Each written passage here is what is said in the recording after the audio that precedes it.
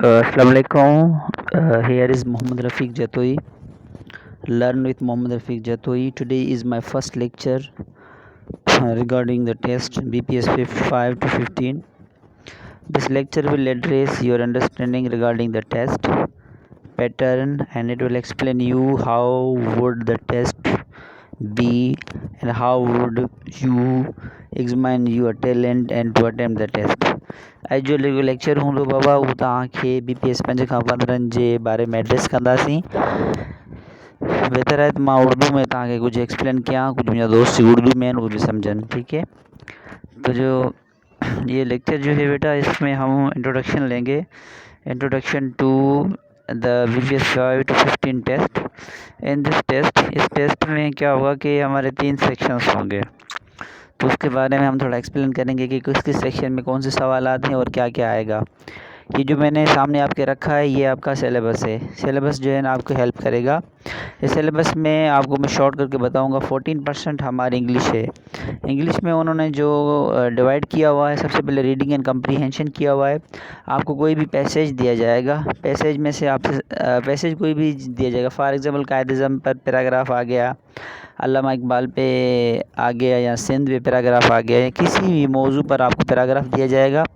उसी में से थोड़े जुमले मुश्किल होंगे, उसी जुमलों मुश्किल में से आपके कुछ वर्ड्स आपको देंगे, मीन्स उसी पैराग्राफ में से आपका टेस्ट होगा। फॉर एग्जांपल मैंने एक पैराग्राफ स्पोर्ट्स पे दिया, हॉकी पर पैराग्राफ होगा 200 वर्ड्स का। उसी में से कुछ कॉम्प्लेक्सिटी होगी, उसकी वर्ड मीनिंग, उसी पैराग्राफ की लफ्ज़ माना होंगे, सवाल जवाब है उनमें से, उसी पैराग्राफ में से आपसे पूछेंगे।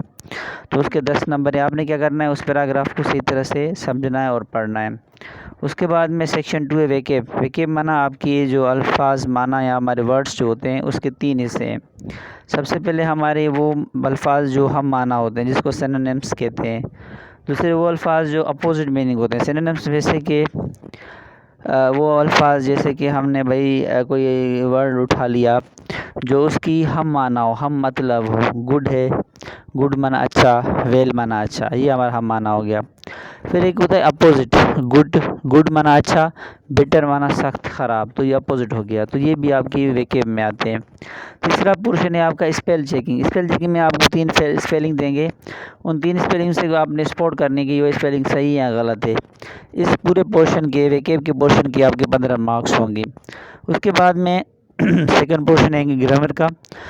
ग्रामर में आपके सबसे एरर डिटेक्शन आएंगे। एरर डिटेक्शन कोई भी जुमला दे देंगे। For example I go to school, ये सिंपल जुमला है। अगर मैं बोलूँ I my go to school, ये प्रोनाउन गलत है। I my self go to school, उसमें क्या है कि जुमला ही देंगे, उसमें से 3 एक जुमला पूरा देंगे, उसमें से ऑप्शन लिखेंगे कि है इस जुमले में गलती क्या है, वो आपने उस जुमले में से गलती निकालनी है। फिर आपको प्रीपोजिशन से, जिसको हर्फ जर कहते हैं, I go to school, look after, look के साथ क्या आता है, लुक टू, माना आपको एक कॉम्प्रिहेंसिव वर्ड्स का एडिशन जो होती है वो प्रपोजिशन देंगे। उसके बाद में सेंटेंस स्ट्रक्चर। सेंटेंस स्ट्रक्चर में एक जुमला देंगे, उसके 3 सब्जेक्ट वर्ब एग्रीमेंट जिसको कहते हैं, वो भी आपकी ग्रामर में आएगा। इंशाल्लाह हम नेक्स्ट लेक्चर में जो इसको डिटेल के साथ पढ़ेंगे।